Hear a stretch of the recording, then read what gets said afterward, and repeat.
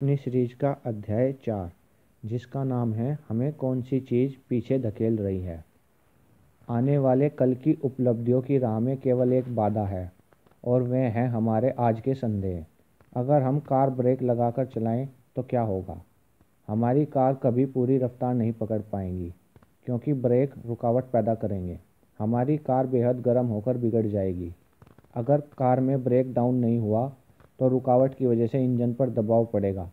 अपनी मंजिल तक पहुंचने के लिए हमको दो में से किसी एक रास्ते को चुनना होगा। हम या तो एक्सीलरेटर और ज़ोर से दबाकर कार को नुकसान पहुंचाने का खतरा उठाएं या उसे तेज़ी से चलाने के लिए ब्रेक हटा लें। इस उदाहरण और हमारी ज़िंदगी के बीच काफ़ी समानता है। हम में से कई लोग ज़िंदगी की गाड़ी ब्रेक लगाकर चलाते हैं। ये ब्रेक क्या हैं? डर, टालमटोल की आदत, आत्मसम्मान की कमी वगैरह ही ब्रेक हैं। यही चीज़ें हमें कामयाब नहीं होने देती। भावनाओं के इस ब्रेकों को सही नज़रिए, ऊंचे स्वाभिमान और जिम्मेदारियां कबूल करके हटाया जा सकता है। असफलता, श्रेष्ठता न हासिल कर पाने के 20 कारण। Failure 20 reason why we don't achieve excellence. जिंदगी एक 10 गियर वाली साइकिल की तरह है। हम में से ज़्यादातर लोगों के पास ऐसे गियर हैं जिनका हम कभी इस्तेमाल नहीं करते। ऐसी 20 वजह हैं जो हमें असफल बना सकती हैं।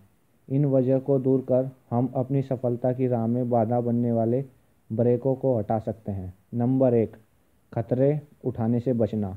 Unwillingness to take risk. सफलता पाने के लिए सोच समझकर खतरे भी उठाने पड़ते हैं। खतरे उठाने का मतलब बेवकूफ़ी भरा जुआ खेलना और गैर जिम्मेदारी बरतना नहीं होता। कई बार लोग गैर जिम्मेदारीपूर्ण और ऊटपटांग कामों को करना भी खतरे उठाना मान लेते हैं। इस वजह से जब उन्हें बुरे नतीजे मिलते हैं तो वे अपनी किस्मत को दोष देते हैं। खतरे का मतलब अलग अलग इंसान के लिए अलग अलग हो सकता है और यह ट्रेनिंग का नतीजा भी होती है। पहाड़ पर चढ़ना किसी प्रतिशत प्रशिक्षित व्यक्ति और किसी नए सीखने वाले दोनों के लिए खतरनाक हो सकता है, लेकिन प्रशिक्षित व्यक्ति के लिए इसे गैर जिम्मेदारी भरा खतरा नहीं माना जा सकता। जिम्मेदार ढंग से खतरे उठाने के लिए ज्ञान, प्रशिक्षण, ध्यानपूर्वक अध्ययन, आत्मविश्वास और काबिलियत की ज़रूरत होती है। खतरा सामने होने पर ये चीज़ें हमको उसका सामना करने की हिम्मत देती है। खतरा ना उठाने वाला आदमी कोई गलती भी नहीं करता, लेकिन कोशिश ना करना, कोशिश करके असफल होने से भी बड़ी गलती है। कई लोगों में फैसला ना ले पाने की आदत बन जाती है और यह छुआछूत बीमारी की तरह फैलती है। ऐसे लोग फैसला ना लेने के पाने के कारण कई अवसरों से हाथ धो बैठते हैं। खतरे उठाइए पर जुआ मत खेलिए। खतरे उठाने वाले अपनी आंखें खुली करके आगे बढ़ते हैं, जबकि जुआ खेलने वाले अंधेरे में तीर चलाते हैं। एक बार किसी ने एक किसान से पूछा, क्या तुमने इस मौसम में गेहूं की फसल बोई है? किसान ने जवाब दिया, नहीं, मुझे बारिश ना होने का अंदेशा था। उस आदमी ने पूछा, क्या तुमने मक्के की फसल बोई है? किसान ने जवाब दिया, नहीं, मुझे डर था कि कीड़े मकोड़े खा लेंगे। तब उस आदमी ने पूछा, आखिरकार तुमने बोया क्या है? किसान ने जवाब दिया, कुछ नहीं, मैंने कोई खतरा नहीं उठाया है।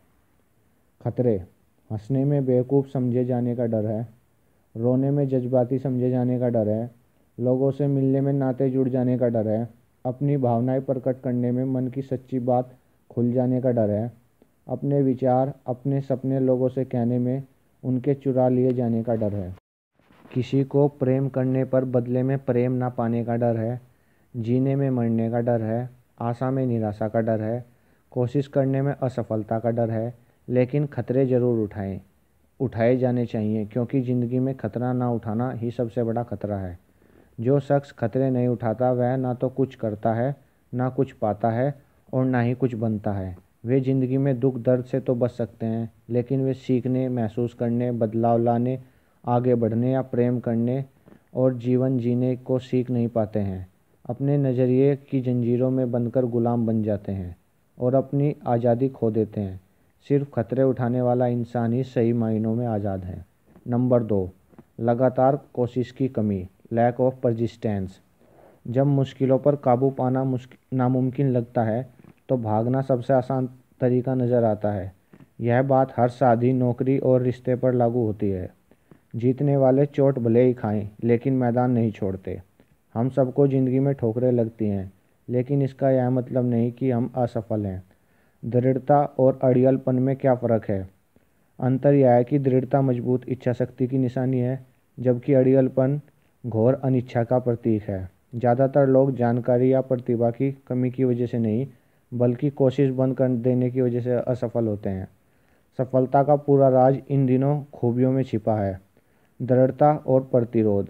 जिन कामों को करना चाहिए उनके बारे में दृढ़ता दिखाएं, और जिन्हें नहीं करना चाहिए उनका प्रतिरोध करें। कोई आदमी इसलिए हीरो नहीं होता कि वह किसी और से ज़्यादा बहादुर है, बल्कि इसलिए होता है क्योंकि वह अपनी बहादुरी दूसरों की तुलना में 10 मिनट ज़्यादा दिखाता है। नंबर 3, इच्छा फ़ौरन पूरी करने की चाह, इंस्टेंट ग्रेटिफिकेशन। कई लोग रातों रात लाखों करोड़ों कमाना चाहते हैं। इस वजह से आजकल लॉटरी का धंधा काफ़ी फल फूल रहा है। हम इच्छाएं झटपट पूरी करने के दौर में जी रहे हैं। आजकल हमको जगाने से लेकर सुलाने तक के लिए, यानी हर काम के लिए एक गोली मौजूद है। लोग एक गोली खाकर अपनी दिक्कतों से छुटकारा पाना चाहते हैं। इसी तरह करोड़पति बनने के लिए लोग अपनी ईमानदारी का गला घोंटकर शॉर्टकट अपनाने से नहीं हिचकते।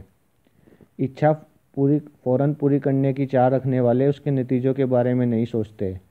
आज की पीढ़ी अच्छी खुराक उसे मानती है जिसके खाने से वजन 5 पाउंड घट जाए। ऐसे लोग हैं जो और ज़्यादा जन्मदिन मनाने के बजाय और ज़्यादा तोहफे चाहते हैं। अगर आप कल के बारे में सोचने के बजाय केवल आज के बारे में सोचते हैं तो यह दूरंदेशी नहीं है। सीमित सोच के सहारे आप कोई सार्थक लक्ष्य कायम नहीं कर सकते। नंबर 4, प्राथमिकताएं तय न करना, लैक ऑफ प्रायोरिटीज़। लोग प्राथमिकताएं की अदला बदली करते हैं, जबकि ऐसा नहीं करना चाहिए। उदाहरण के तौर पर रिश्ते निभाने के लिए वे समय और स्नेह का मुआवजा पैसों और तोहफों से चुकाना चाहते हैं। कुछ लोगों को अपने बीवी बच्चों के साथ हिलमिल कर वक्त गुजारने के बजाय अपनी गैर हाजिरी का हर्जाना चीज़ें खरीद कर चुकाना अधिक आसान लगता है। अपनी प्राथमिकताएं तय न कर पाने के कारण हम वक्त बर्बाद करते हैं। हम यह नहीं समझ पाते कि वक्त की बर्बादी का मतलब जीवन की बर्बादी है। प्राथमिकताएं तय करने के लिए खुद को अनुशासित करना पड़ता है। इससे हम वह कर पाएंगे जो ज़रूरी है, बनिस्बत वह जिसे हम करना चाहते हैं या जो हमें अच्छा लगता है।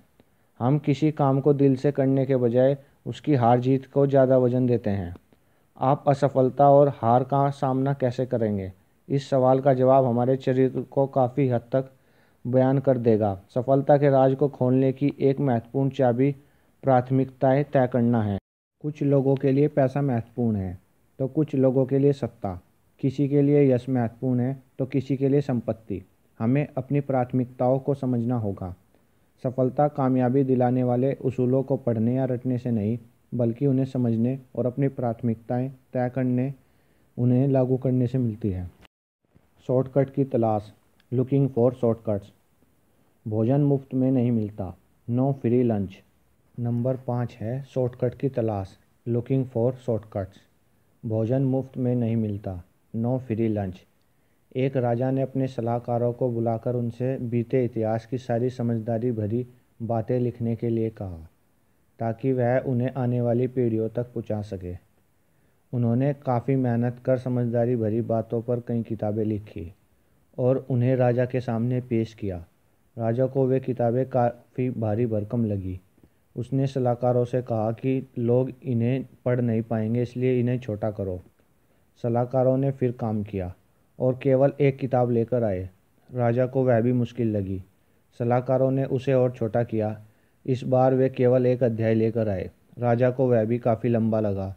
तब सलाहकारों ने उसे और छोटा कर केवल एक पन्ना पेश किया, लेकिन राजा को एक पन्ना भी लंबा लगा। आखिरकार वे राजा के पास केवल एक वाक्य लिख कर ले आए और राजा उससे संतुष्ट हो गया। राजा ने कहा कि अगर उसे आने वाली पीढ़ियों तक समझदारी का केवल एक वाक्य पहुंचाना हो तो वह यह वाक्य होगा, भोजन मुफ्त में नहीं मिलता।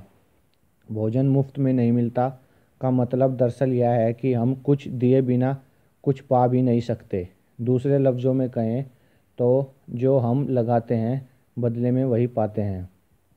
अगर हमने किसी योजना में ज़्यादा लागत नहीं लगाई है तो हमको ज़्यादा फ़ायदा भी नहीं मिलेगा। बेशक हर समाज में ऐसे मुफ्तखोर भी होते हैं जो कुछ किए बिना ही पाने की उम्मीद लगाए रहते हैं। आसान रास्ता काफ़ी मुश्किल रास्ता साबित हो सकता है। द ईजियर वे में एक्चुअली बी द टफर। एक बार एक लार्क चिड़िया जंगल में गाना गा रही थी। तभी एक किसान उसके पास से कीड़ों से भरा एक संदूक लेकर गुजरा। लार्क चिड़िया ने उसे रोककर पूछा, तुम्हारे संदूक में क्या है और तुम कहाँ जा रहे हो? किसान ने जवाब दिया कि उस संदूक में कीड़े हैं, वे बाजार से उन कीड़ों के बदले पंख खरीदने जा रहा है। लार्क ने कहा, पंख तो मेरे पास भी हैं, मैं अपना एक पंख तोड़कर तुम्हें दे दूंगी, इससे मुझे कीड़े नहीं तलाशने पड़ेंगे। किसान ने लार्क को कीड़े दे दिए और लार्क ने बदले में उसे अपना एक पंख तोड़कर दे दिया। उसके बाद रोज़ यही सिलसिला चलता रहा और एक ऐसा दिन भी आया जब लार्क के पास देने के लिए कोई पंख नहीं बचा था। वह उड़कर कीड़े तलाशने लायक नहीं रह गई। वह भद्दी दिखने लगी और उसने गाना छोड़ दिया। जल्दी ही वह मर गई। यही बात हमारी ज़िंदगी के लिए भी सच है। कई बार हमें जो रास्ता आसान लगता है वही बाद में मुश्किल साबित होता है। इस कहानी का संदेश बहुत ही साफ है। लार्क को जो भोजन हासिल करने का आसान तरीका लगा था वही मुश्किल और नुकसानदेह तरीका साबित हुआ। हारने वाले नतीजे जल्दी हासिल करना चाहते हैं। अपने बगीचे से घास फूस की सफाई करने के दो तरीके हैं। आसान तरीका है कि घास काटने वाली मशीन का इस्तेमाल किया जाए। इससे बगीचे कुछ देर के लिए अच्छा दिखेगा, लेकिन यह समस्या का अस्थायी हल है।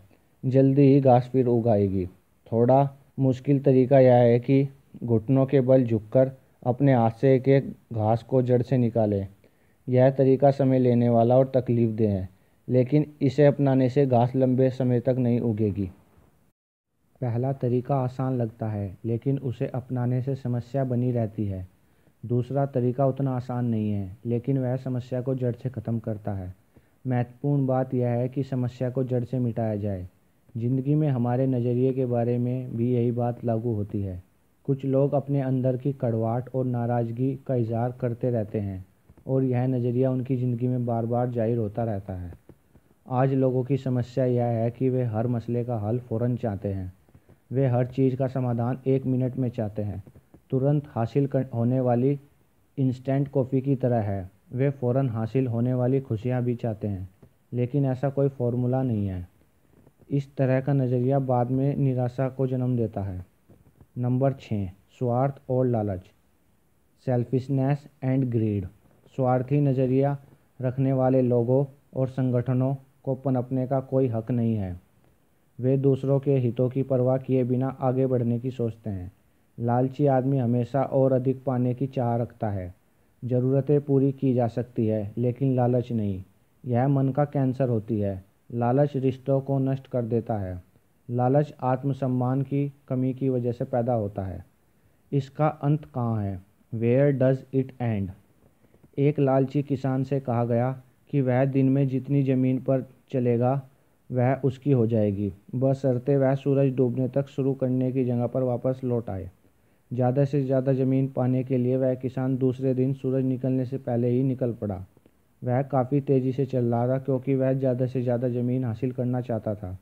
थकने के बावजूद वह सारी दोपहर चलता रहा, क्योंकि वह ज़िंदगी में दौलत कमाने के लिए हासिल हुए उस मौके को गंवाना नहीं चाहता था। दिन ढलते वक्त उसे वह शर्त याद आई कि उसे सूरज डूबने से पहले शुरुआत की गई जगह पर पहुंचना है। अपनी लालच की वजह से वह उस जगह से काफ़ी दूर निकल आया था। वह वापस लौट पड़ा। सूरज डूबने का वक्त जो जो करीब आता जा रहा था वह उतनी ही तेज़ी से दौड़ता जा रहा था। वह बुरी तरह थक कर हाँफने लगा, फिर भी वह बर्दाश्त से अधिक तेज़ी से दौड़ता रहा। नतीजा यह हुआ कि सूरज डूबते डूबते वह शुरुआत वाली जगह पर पहुंच तो गया, पर उसका दम निकल गया और वह मर गया। उसको दफना दिया गया और उसे दफन करने के लिए ज़मीन के बस एक छोटे से टुकड़े की ही ज़रूरत पड़ी। इस कहानी में काफ़ी सच्चाई और एक सबक छिपा है। इससे कोई फ़र्क नहीं पड़ता कि किसान अमीर था या गरीब, किसी भी लालची आदमी का ऐसा ही हश्र होता है। नंबर 7, दृढ़ विश्वास की कमी, लैक ऑफ कन्विक्शन। जिन लोगों में दृढ़ विश्वास की कमी होती है वे बीच का रास्ता अपनाते हैं। ज़रा अंदाज़ लगाइए कि सड़क के बीच में चलने वाले लोगों का क्या असर होता है। लोग उन्हें कुचलते हुए आगे बढ़ जाते हैं। दृढ़ विश्वास न रखने वाले लोग किसी बात पर अड़ नहीं पाते। आत्मविश्वास और साहस की कमी की वजह से वे लोग साथ में बने रहते हैं के लिए उनका साथ निभाते रहते हैं। वे उनकी सोबत यह जानते हुए भी कबूल कर लेते हैं कि वे गलत कर रहे हैं। कुछ लोग खुद को यह सोचकर बेहतर मानते हैं कि वे गलत काम का समर्थन नहीं करते, पर उनमें विरोध करने का साहस नहीं होता। किसी काम के गलत होने के एहसास के बावजूद उसका विरोध न करना दरअसल उस काम का समर्थन करना ही है। सफलता पाने का एक अहम राज यह भी है कि किसी बात के विरोध में रहने के बजाय किसी बात के समर्थन में रहो। इस तरह हम समस्या के नहीं बल्कि समाधान का हिस्सा बन जाते हैं। याद रखिए, किसी बात पर टिके रहने के लिए दृढ़ विश्वास की जरूरत होती है। दृढ़ विश्वास आस्था से उपजता है। Conviction takes faith. कर्म के बिना आस्था एक भटकाव बन जाती है। आस्था चमत्कारों का इंतजार नहीं करती, बल्कि चमत्कारों को जन्म देती है। अगर आप सोचते हैं कि आप कर सकते हैं या आप यह सोचते हैं कि आप नहीं कर सकते, तो आप दोनों ही तरह ठीक हैं। हमारी ज़िंदगी में बुरे लम्हे आते हैं। हम सभी गिरकर चोट खाते हैं। ऐसे पल हम सभी की ज़िंदगी में आते हैं जब हमें खुद पर अविश्वास हो जाता है और हम खुद पर रहम खाने लगते हैं। असली बात यह है कि ऐसी भावनाओं से उभरकर अपनी आस्था को फिर कैसे कायम किया जाए। दुनिया में 3 तरह के लोग होते हैं। नंबर 1, कुछ लोग काम को अंजाम देते हैं। नंबर 2, कुछ लोग काम को अंजाम तक पहुंचते हुए देखते रहते हैं। नंबर 3, कुछ लोग अचरज करते रहते हैं कि वह काम अंजाम तक कैसे पहुंचा। आप किस वर्ग में आते हैं? नंबर 8, कुदरत के नियमों को ना समझना। Lack of understanding of nature's law. Franklin के संकेत समझने से पहले भी बिजली कई बार चमकी थी। न्यूटन के संकेत समझने से पहले भी सेब उनके सिर पर कई बार गिरा था। कुदरत हमें इशारा करती रहती है। यह हमें बार बार इशारा करती है और एकाएक हम उसका इशारा समझ जाते हैं। सफलता उसूलों का नाम है और ये उसूल कुदरत के हैं। बदलाव कुदरत का उसूल है। हम या तो आगे बढ़ रहे हैं या पीछे हट रहे हैं। हम या तो काम बना रहे हैं या काम बिगाड़ रहे हैं। स्थायी की कोई गुंजाइश नहीं होती। अगर हम किसी बीज को पेड़ बनने के लिए नहीं बोएंगे तो वह सड़ जाएगा। आप चाहे या ना चाहें, बदलाव तो होना ही है और होकर रहेगा। हर तरक्की बदलाव का नतीजा होती है, पर ज़रूरी नहीं कि हर बदलाव की वजह से तरक्की हो। हमें बदलावों का जायज़ा लेना चाहिए और उन्हें तभी कबूल करना चाहिए जब वे वाजिब लगे। किसी चीज़ को जांचे बिना कबूल कर लेना आदमी के ढीले स्वभाव को दर्शाता है। ऐसा करना आत्मविश्वास और आत्मसम्मान की कमी की निशानी है। परंपरा के बारे में काफ़ी कुछ कहा जा सकता है। केवल तरक्की के लिए तरक्की करना एक तरह की कैंसरग्रस्त सोच है। यह चारों ओर फैल रही है। नकारात्मक, यह तरक्की नहीं बर्बादी है। सही मायने में तरक्की के लिए उसका सकारात्मक होना जरूरी है। सफलता किस्मत से नहीं, कुछ नियमों का पालन करने से मिलती है। वजह और नतीजे का सिद्धांत। Law of cause and effect. सफल होने के लिए हमें वजह और नतीजे के सिद्धांत और काम एवं नतीजे के रिश्ते को समझना होगा। हर नतीजे की वजह होती है। वजह और नतीजे का सिद्धांत बोने और काटने में सिद्धांत जैसा ही है। बोने और काटने का सिद्धांत यह है। नंबर 1, हम में कुछ बोने की इच्छा होनी चाहिए। इच्छा शुरुआती बिंदु है। नंबर 2, हम जैसा बोएंगे वैसा ही काटेंगे। अगर हम आलू बोएंगे तो आलू की ही फसल काटेंगे, टमाटर की नहीं। नंबर 3, काटने से पहले हमको बोना पड़ेगा। पाने से पहले दीजिए। ईंधन डालने से पहले हम भट्टी से गर्मी देने की उम्मीद नहीं कर सकते। कुछ लोग हमेशा देने से पहले ही पाने की उम्मीद लगा बैठते हैं। नंबर 4, हम जब कोई बीज बोते हैं तो उससे कई गुना अधिक फसल काटते हैं। अगर हम सकारात्मक बीज बोएंगे तो हमारी सकारात्मकता की फसल कई गुना बढ़कर मिलेगी, और अगर हम नकारात्मक बीज बोएंगे तो हमको नकारात्मक की फसल कई गुना बढ़कर मिलेगी। लोगों की प्रकृति के नियमों के विपरीत जाते देखना कोई असाधारण बात नहीं है। नंबर 5, किसान जानता है कि वह जिस दिन बीज बोता है उसी दिन फसल नहीं काट सकता। फसल तैयार होने में हमेशा कुछ वक्त लगता है। नंबर 6, हम कम बोएंगे तो कम काटेंगे, हम ज़्यादा बोएंगे तो ज़्यादा काटेंगे। यह फिजिक्स के नियम जैसा है। हर क्रिया की बराबर शक्ति की प्रतिक्रिया होती है। लोग अक्सर नतीजे बदलने की कोशिश करते हैं, जबकि वजह बरकरार रहती है।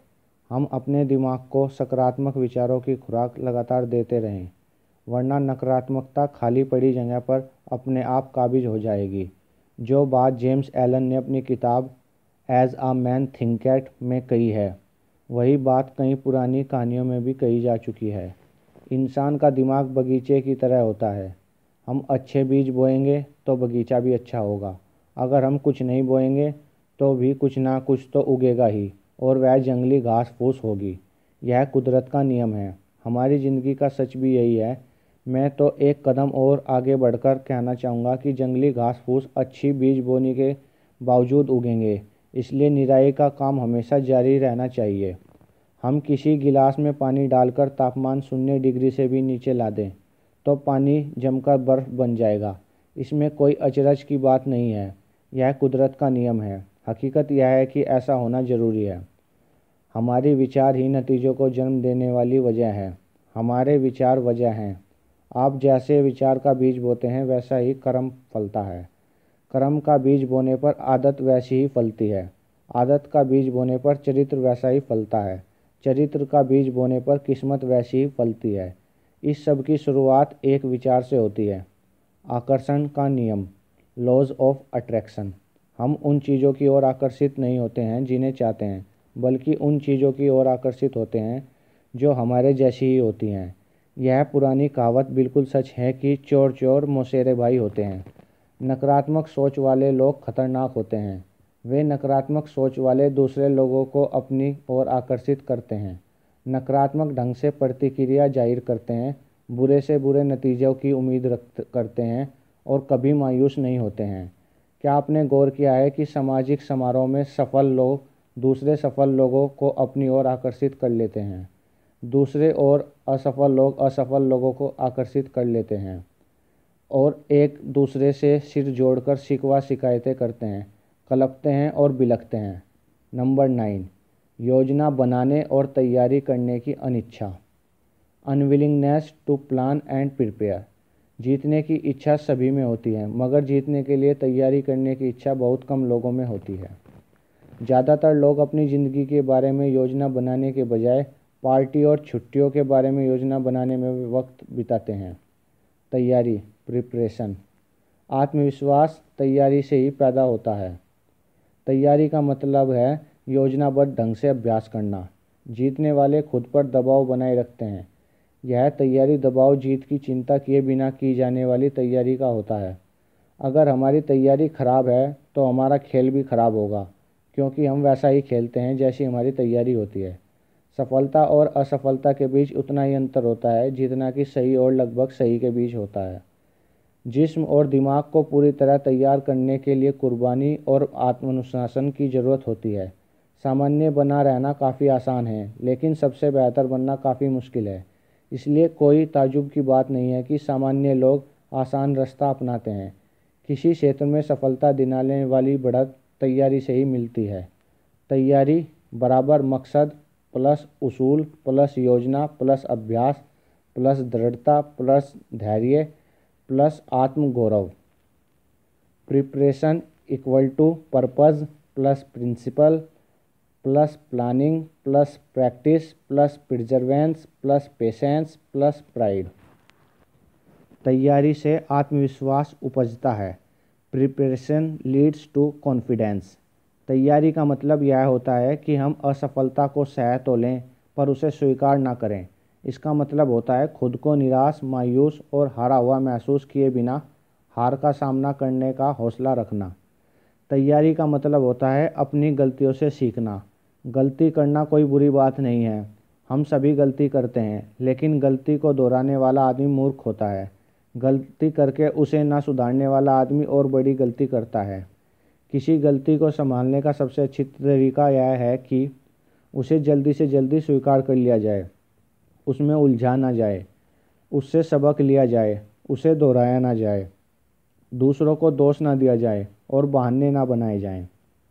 तैयारी ना होने से ही दबाव महसूस होता है। तैयारी, अभ्यास और कड़ी मेहनत का कोई विकल्प नहीं होता है। केवल मन की इच्छाओं और अभिलाषाओं से कोई नतीजा नहीं निकलता। हमको मुकाबले में बढ़त तैयारी ही दिला सकती है।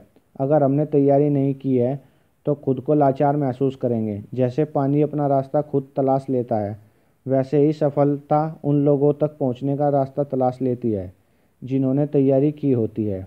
कमज़ोर कोशिशों से कमज़ोर नतीजे मिलते हैं। हमें दृढ़ता इन चीज़ों से आती है: उद्देश्य, पर्पज़; तैयारी, प्रिपरेशन; धैर्य, पेशेंस; सिद्धांत, प्रिंसिपल; सकारात्मक नज़रिया, पॉजिटिव एटीट्यूड; योजना, प्लान; गर्व, प्राइड; अभ्यास, प्रैक्टिस; कीमत अदायगी, प्राइस। अपने आप से पूछिए, क्या हमारे पास एक साफ उद्देश्य है? क्या हमारे पास मकसद पाने के लिए कोई योजना है? हम तैयारी के लिए क्या कोशिश कर रहे हैं? हम क्या कीमत चुकाना चाहते हैं और किस हद तक आगे बढ़ना चाहते हैं? क्या हम सफलता हासिल होने से पहले के दबावों को झेलने का धैर्य है? क्या हम बेहतर होने के लिए लगातार अभ्यास करने को तैयार हैं? क्या हम किसी मजबूत उसूल की बुनियाद पर खड़े हैं? क्या हम अपने कार्य प्रदर्शन पर गर्व अनुभव करते हैं? क्या हमारे पास मैं यह काम कर सकता हूँ वाला नज़रिया है?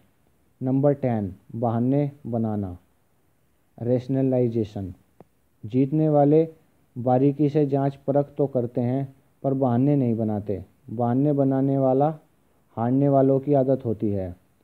हारने वालों के पास अपनी नाकामयाबी की वजह बताने वाले बहानों की पूरी किताब होती है। उनके बहाने कुछ इस किस्म के होते हैं: मैं बदनसीब था, मेरे सितारे ख़राब हैं, मेरी उम्र काफ़ी कम है, मेरी उम्र काफ़ी ज़्यादा है, मैं लाचार हूँ, मुझ में चतुराई नहीं है, मैं शिक्षित नहीं हूँ, मैं सुंदर नहीं हूँ, मेरे अधिक संपर्क नहीं है, मेरे पास ज़्यादा पैसा नहीं है, मेरे पास ज़्यादा वक्त नहीं है, मेरी माली हालत ख़राब है, काश मुझे मौका मिला होता, काश मुझ पर परिवार की जिम्मेदारी नहीं होती, काश मैंने सोच समझकर शादी की होती। ऐसे बहानों की लिस्ट बढ़ती ही जाती है। किसी आदमी का सफल होना इन दो बातों पर निर्भर होता है: वजह और नतीजे। वजह पर कोई ध्यान नहीं देता पर नतीजे मायने रखते हैं। हिंदुस्तान में बंदर कैसे पकड़े जाते हैं? How they catch monkeys in India. बंदर पकड़ने वाले एक बक्से का इस्तेमाल करते हैं जिसमें ऊपर की ओर एक छेद होता है। बंदर उसमें से अपना हाथ बड़ी आसानी से बक्से में डाल सकता है। बक्से में मूंगफलियां भरी होती हैं। बंदर मूंगफलियां लेने के लिए बक्से में हाथ डालता है। मूंगफलियां लेते समय उसकी मुट्ठी बंद हो जाती है। उसके बाद बंदर अपना हाथ बक्से से बाहर निकालना चाहता है, लेकिन जिस छेद के रास्ते वह खुला हुआ हाथ डालता है वह इतना बड़ा नहीं होता कि उसमें से मुट्ठी बाहर निकाल सके। अब बंदर के पास यह विकल्प होता है कि या तो वह मूंगफली को छोड़कर हमेशा के लिए आज़ाद हो जाए या उन्हें पाने के चक्कर में पकड़ लिया जाए। आपने अंदाज़ा लगा लिया होगा कि मूंगफलियां हाथ में थामे रहता है और पकड़ा जाता है। हम लोग उन बंदरों में से अलग नहीं हैं। हम खुद की ज़िंदगी में आगे बढ़ने से रोकने वाली बाधाओं से चिपके रहते हैं। हम खुद को यह कहकर सही ठहराने की कोशिश करते रहते हैं कि मैं यह काम नहीं कर सकता क्योंकि, और इस क्योंकि के बाद जो शब्द आते हैं वे उन बाधाओं को ही बयान करते हैं जो हमें ज़िंदगी में आगे बढ़ने से रोकती रहती है। सफल लोग बहाने नहीं बनाते। अगर हम असफल होना चाहते हैं तो हमारे लिए सबसे अच्छी सलाह यह है कि ना तो सोचिए, ना कुछ पूछिए और ना ही कुछ सुनिए। नंबर 11, पिछली गलतियों से सीख ना लेना, not learning from past mistakes. एक इंसान संकोच करता है हीन भावना की वजह से और दूसरा गलतियां करने के लिए संकोच नहीं करता हीन भावनाओं की वजह से। इतिहास से सबक ना लेने वाले लोग नष्ट हो जाते हैं। अगर हमारा नज़रिया सही हो तो हम अपनी गलतियों से सीखते हैं। असफलता सफ़र का अंत नहीं, महज भटकाव होती है। यह देर की वजह बन सकती है, हार की नहीं। सच बात तो यह है कि अपनी गलतियों से हमें तजर्बा हासिल होता है। कुछ लोग सीखते हुए जीते हैं और कुछ लोग केवल जीते हैं। अक्लमंद लोग अपनी गलतियों से सीखते हैं, अधिक अक्लमंद लोग दूसरों की गलतियों से सीखते हैं।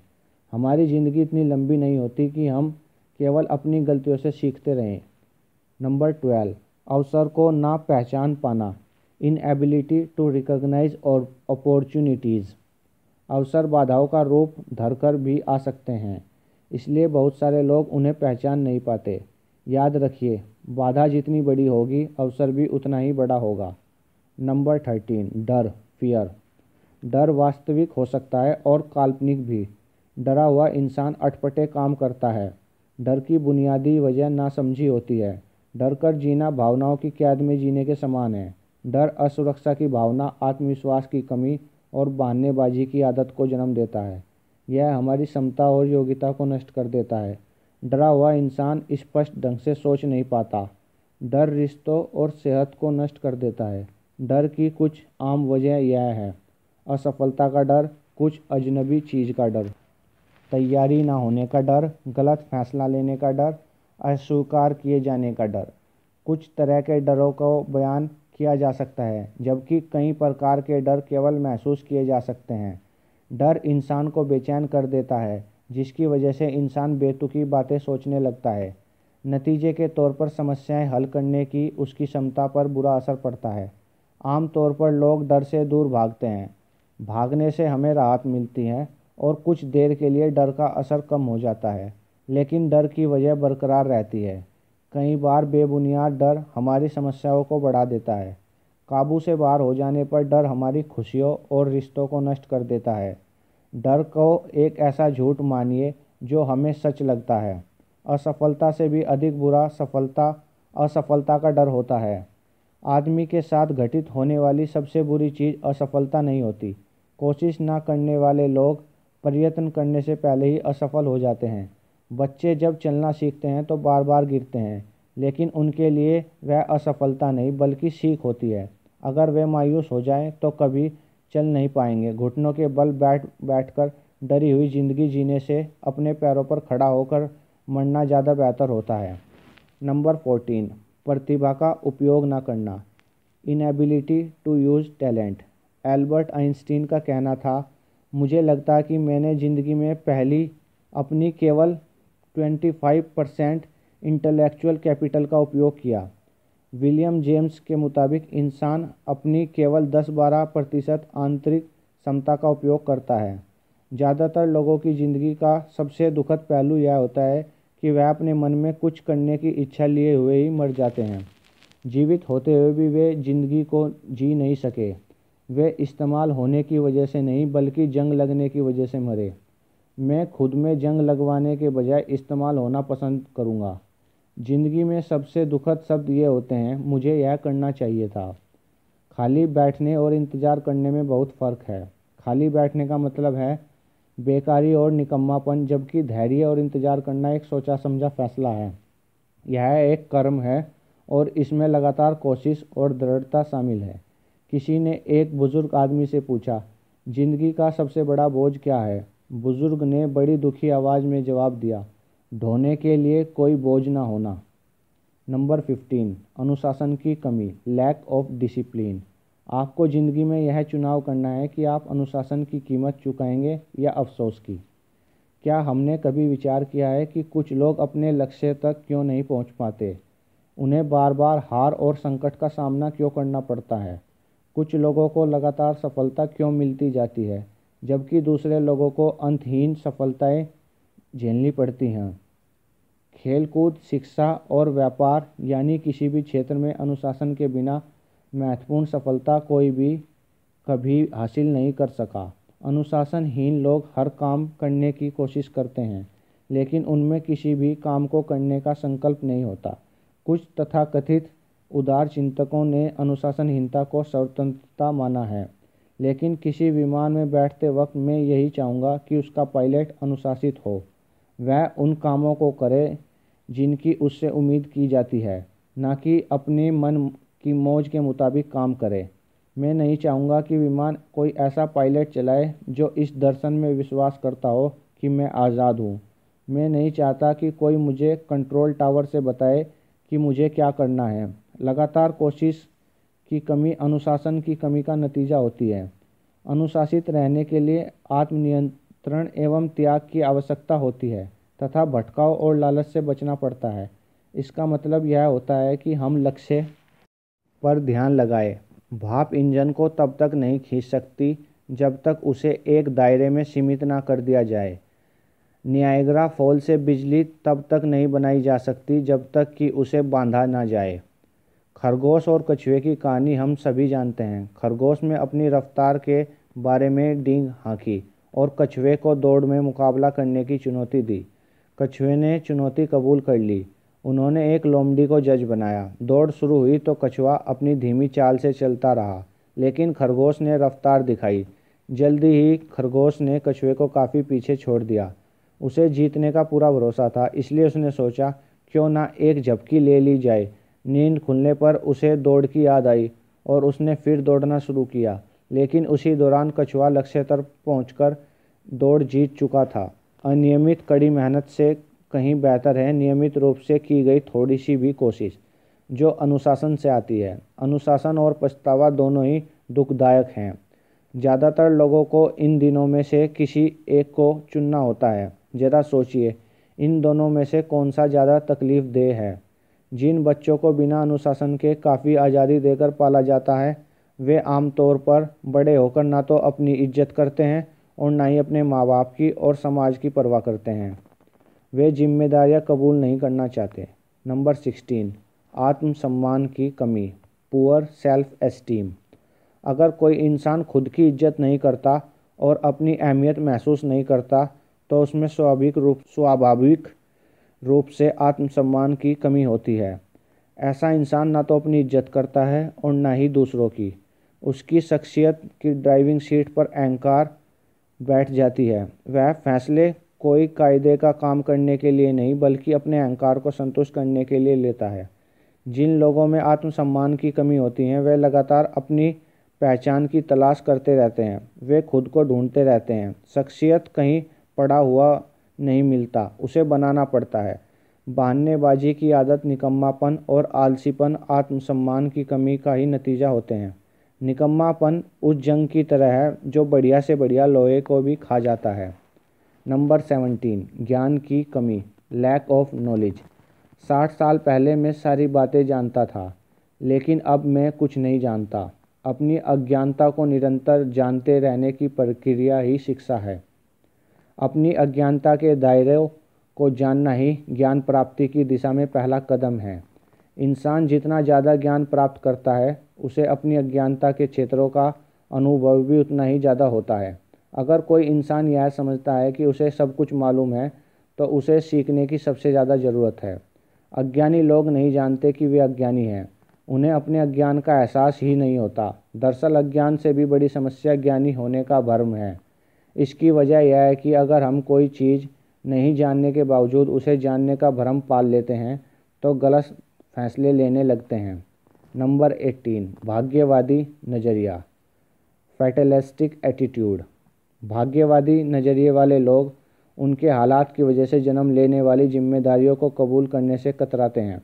वे सफलता और असफलता दोनों को भाग्य की देन मानते हैं। वे सब कुछ भाग्य पर छोड़ देते हैं। वे अपनी कुंडली या सितारों द्वारा पहले से ही लिखी गई तकदीर को मंजूर कर लेते हैं। वे मान लेते हैं कि लाख कोशिश करने के बावजूद होगा वही जो किस्मत में लिखा है। इसलिए वे कोई कोशिश ही नहीं करते और आत्मसंतुष्टि उनकी ज़िंदगी के जीने का तरीका बन जाती है। वे खुद कुछ कर गुजरने के बजाय कुछ घटित होने का इंतज़ार करते रहते हैं। किसी भी असफल आदमी से पूछिए तो वह यही कहेगा कि कामयाबी तो किस्मत से मिलती है। कमज़ोर दिमाग वाले लोग तकदीर बताने वालों, कुंडली देखने वालों और खुद को अवतारी पुरुष घोषित करने वालों के चक्कर में आसानी से आ जाते हैं, जबकि कई बार ऐसे लोग केवल पाखंड कर रहे होते हैं। भाग्यवादी लोग अंधविश्वासों के चंगुल में फंस जाते हैं। कुछ लोग खरगोश के पाँव को सौभाग्य हिलाने वाला मानते हैं। वे यह नहीं समझ पाते कि वह पाँव खुद खरगोश के लिए भाग्यशाली साबित नहीं हुआ। अगर हम असफल होना चाहते हैं तो भाग्य में विश्वास कीजिए, और सफल होना चाहते हैं तो वजह और नतीजे के सिद्धांत में विश्वास कीजिए। इस तरह हम अपनी किस्मत खुद बनाएंगे। सैमुअल गोल्डविन ने सच ही कहा है, मैं जितनी कड़ी मेहनत करता हूँ भाग्य के उतने ही करीब पहुँच जाता हूँ। कुछ लोग खुद को बदनसीब मानते हैं। Some people think are just unlucky. इस तरह की सोच भाग्यवादी नज़रिए को जन्म देती है। कोई काम आधे मन से करने वाले लोग अक्सर ऐसी बातें करते रहते हैं, मैं कोशिश करूँगा, देखता हूँ कि यह तरीका काम करता है या नहीं, मैं एक बार और कोशिश करके देखूँगा, मेरे पास खोने के लिए कुछ नहीं है, मैंने वैसे भी ज़्यादा कोशिश नहीं की।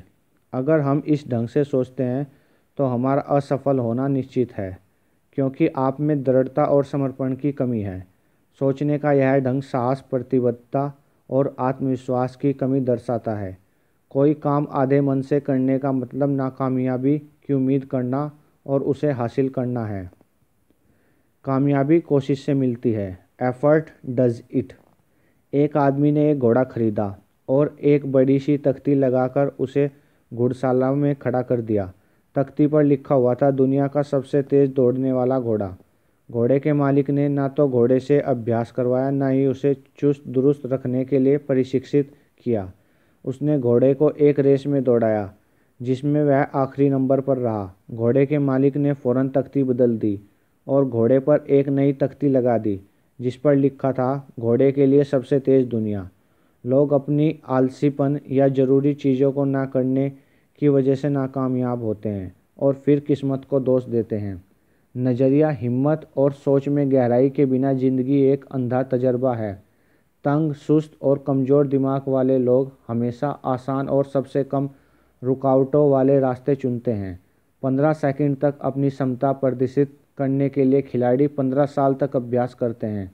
उनसे पूछिए कि क्या वे खुशकिस्मती से जीतते हैं। किसी खिलाड़ी से पूछिए कि कड़े अभ्यास के बाद वे कैसा महसूस करते हैं। वह आपको बताएगा कि वह ऐसा महसूस करता है जैसे कि उसकी पूरी ताकत निचोड़ ली गई है। अगर वह ऐसा महसूस नहीं करता है तो इसका यही मतलब होगा कि उसने अभ्यास में अपनी पूरी क्षमता नहीं लगाई। हारने वाले सोचते हैं कि ज़िंदगी ने उनके साथ नाइंसाफ़ी की है। वे केवल अपनी रुकावटों के बारे में सोचते हैं। वे यह नहीं सोचते कि जो इंसान पूरी तैयारी करके अच्छी तरह खेल रहा है उसे भी उन रुकावटों का सामना करना पड़ा है, पर उसने उन पर काबू पा लिया है। असफल और सफल व्यक्ति में यही फ़र्क है। जीतने वालों की तकलीफ़ बर्दाश्त करने की शक्ति बढ़ जाती है, क्योंकि उसकी मेहनत सिर्फ खेल में प्रदर्शन करने तक सीमित न रहकर उसके चरित्र को भी ऊंचा उठाती है। भाग्य उनकी मदद करता है जो अपनी मदद खुद करते हैं। Luck favours those who help themselves. एक कस्बे में बाढ़ आई। एक आदमी के सिवा वहां रहने वाला हर आदमी किसी सुरक्षित स्थान पर जा रहा था। जिस आदमी ने अपनी जगह नहीं छोड़ी उसका कहना था, मुझे विश्वास है कि भगवान मेरी रक्षा करेगा।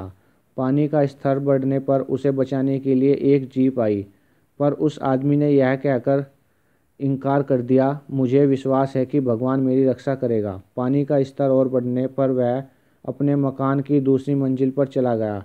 तब उसकी मदद करने के लिए एक नाव आई। उस आदमी ने उसके साथ भी यही कहकर जाने से इनकार कर दिया, मुझे विश्वास है भगवान मेरी रक्षा करेगा। पानी का स्तर बढ़ता जा रहा था। वह आदमी अपने मकान की छत पर चला गया।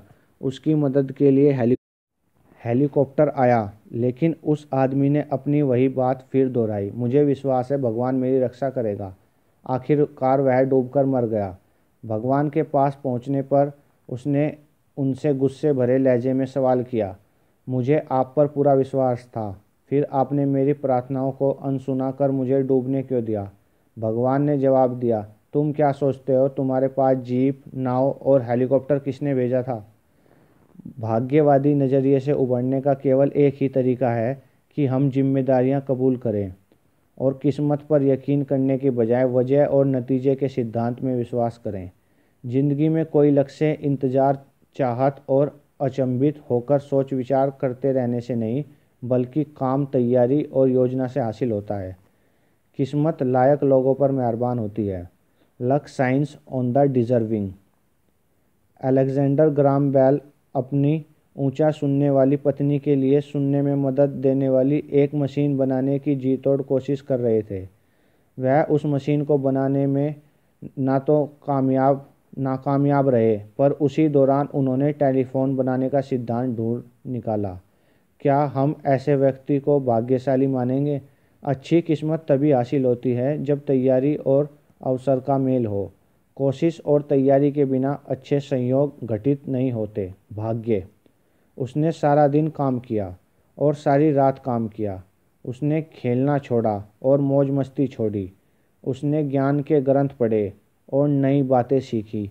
वह आगे बढ़ता गया, पाने के लिए सफलता जरा सी। दिल में विश्वास और हिम्मत लिए वह आगे बढ़ा और जब वह सफल हुआ लोगों ने उसे भाग्यशाली कहा। नंबर 19, उद्देश्य की कमी, लैक ऑफ पर्पज़। महान मस्तिष्कों में उद्देश्य होते हैं, अन्य लोगों के पास केवल इच्छाएं होती हैं।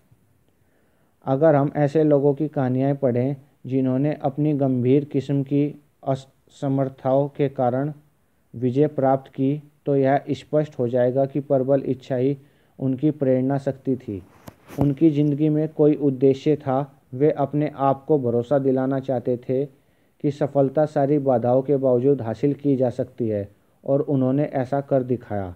इच्छा शक्ति के बल पर ही लकवे की शिकार विल्मा रुडोल्फ ने 1960 की ओलंपिक दौड़ में सबसे तेज दौड़कर सोने की 3 तमगे हासिल किए। ग्लेन कनिंगम के मुताबिक यह इच्छा शक्ति ही थी जिसने जले पैरों वाले एक लड़के को 1 मील की दौड़ में विश्व रिकॉर्ड कायम करने की शक्ति दी। 5 साल की उम्र में एक पोलियो पीड़ित बच्ची ने अपनी शक्ति दोबारा हासिल करने के लिए तैरना शुरू किया। सफल होने की प्रबल इच्छा के बल पर ही उसने 3 प्रतियोगिताओं में विश्व रिकॉर्ड कायम किया और सन 1956 के मेलबर्न ओलंपिक में स्वर्ण पदक प्राप्त किया। उसका नाम है सैली मान। जब लोग उद्देश्यहीन और दिशाहीन होते हैं तो उन्हें कोई अवसर नहीं दिखाई देता। जब किसी इंसान में कोई काम पूरा करने की इच्छा, लक्ष्य की ओर बढ़ने की सही दिशा का ज्ञान, लक्ष्य के प्रति समर्पण और कड़ी मेहनत करने के लिए अनुशासन की भावना होती है, तो सफलता उसके कदम चूमती है।